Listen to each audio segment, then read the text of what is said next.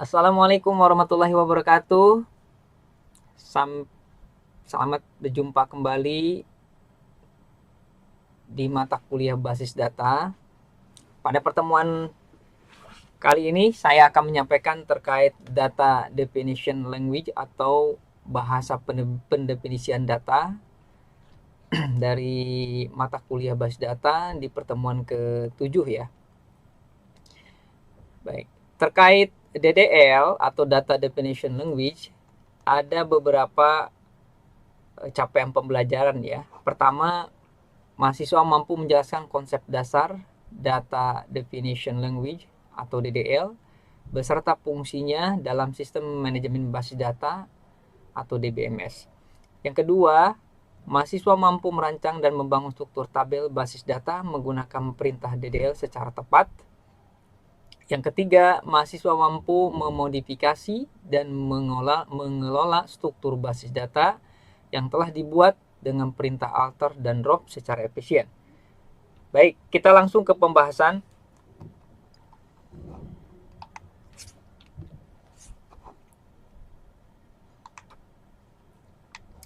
Apa itu Data Definition Language atau DDL? DDL merupakan kumpulan perintah SQL di mana ia merupakan bagian dari struktur query language atau bahasa SQL untuk definisi struktur ya. Nanti struktur ini berupa tabel ya. Nah, sedangkan apa itu desain database? Ia memberikan gambaran menyeluruh terkait desain database. Lalu yang ketiga adalah modifikasi objek, yaitu bahasa untuk membuat atau memodifikasi objek database. Tujuannya apa?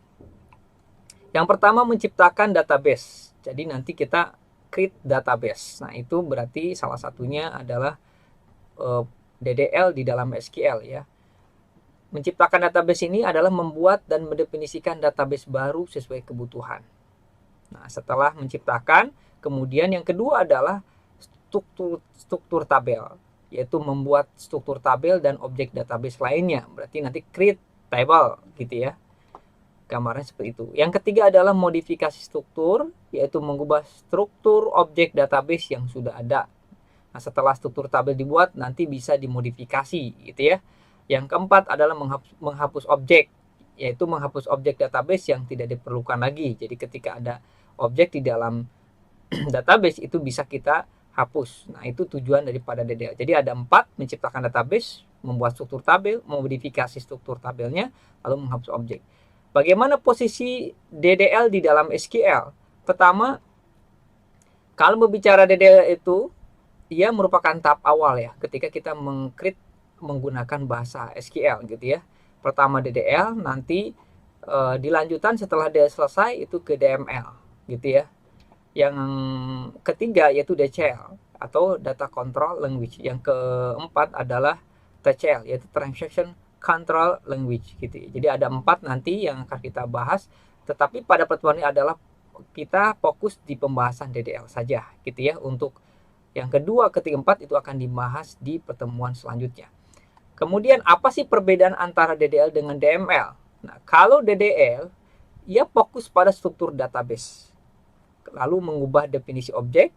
Yang ketiga, operasinya biasanya create, drop, alter, dan transcat gitu ya. Ada 4 ini yang sering kita buat. Nanti tambahnya ada rename dan seterusnya gitu ya. Yang sedangkan DML atau Data Manipulation Language adalah fokus pada manipulasi data. Lalu mengubah isi database dan operasinya biasanya ada select, insert, update, dan delete gitu ya. Ini perbedaan antara DDL dengan DML. Operasinya kalau di DDL itu biasanya ada create, drop, alter, truncate. Kalau di DML itu select, insert, update, dan delete. Kemudian apa saja sih perintah-perintah? Oke, tadi operasinya sudah ada tuh perintahnya. Lalu saya akan jabarkan di sini apa itu create. Create adalah membuat objek database baru. Jadi create database universitas misalkan. Jadi kita membuat database universitas. Kedua ada alter. Alter itu adalah memodifikasi objek yang sudah ada. Jadi kalau kita sudah buat sebuah misalnya create table mahasiswa lalu ada datanya, itu bisa kita modifikasi gitu ya.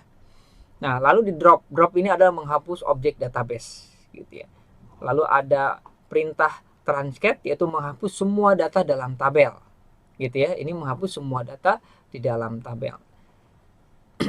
Oke, kita perdalam ya dari perintah-perintah utama DDL ini. Pertama, create. Oke, perintah create, misalkan di sini perintahnya adalah create database, berarti yang membuat database baru. Yang kedua, create table, berarti membuat tabel baru. Yang ketiga, create view, berarti membuat tampilan baru. Yang keempat adalah create index, berarti membuat indeks baru. Itu perintah create gitu ya. Sintaknya bagaimana terkait create database? Nah, ya, sintak create database. Format perintahnya adalah create database nama database. Contohnya tadi create database universitas, misalkan create database mata kuliah, create database kurikulum, misalkan create database transaksi. Nah, itu adalah sintaknya. Jadi create database biasanya huruf kapital ya. Create database nama database-nya. Contoh implementasinya, create database di sini perpustakaan. Ya, hasilnya maka ada database yang berhasil dibuat dengan namanya adalah perpustakaan. Itu kalau kita meng-create atau membuat database. Lalu sintak membuat tabel ya, create table. Nah, perintahnya adalah create table nama tabelnya.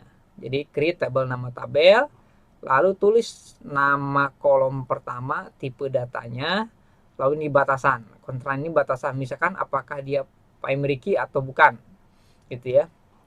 Yang kedua, nama kolom kedua, tipe datanya, ini ada batasan, tergantung ya, biasanya ada tipe datanya. Untuk lebih clear, lebih jelas, saya kasih contoh di sini, contoh create table mahasiswa ya. Create table mahasiswa artinya kita membuat tabel mahasiswa di dalam database tadi universitas, berarti ya. Jadi kayak create database itu kayak membuat sebuah wadah gitu ya, wadah gitu ya. Nah, table itu adalah isi daripada wadah tadi gitu ya. Create table mahasiswa. Nah, berarti di sini ada tabel mahasiswa di mana kolomnya adalah NIM. Ada NIM, tipe datanya ada varchar. Kemudian jumlahnya gitu ya. Ukurannya yaitu 10. Lalu isi constraint. Constraint tadi atau batasannya adalah dia didefinisikan sebagai primary key atau kunci utama gitu ya, kunci utamanya. Yang kedua adalah nama, di sini kolom kedua varchar, tipe datanya ukurannya 50, di sini notemu berarti tidak boleh kosong ya. Di sini alamat, tipe dan tag, tanggal lahir, lalu date, di urusan varchar ukurannya adalah 30. Nah, jangan lupa biasanya ketika create table mahasiswa itu ada kurung buka dan di akhir kurung tutup, lalu ada titik koma.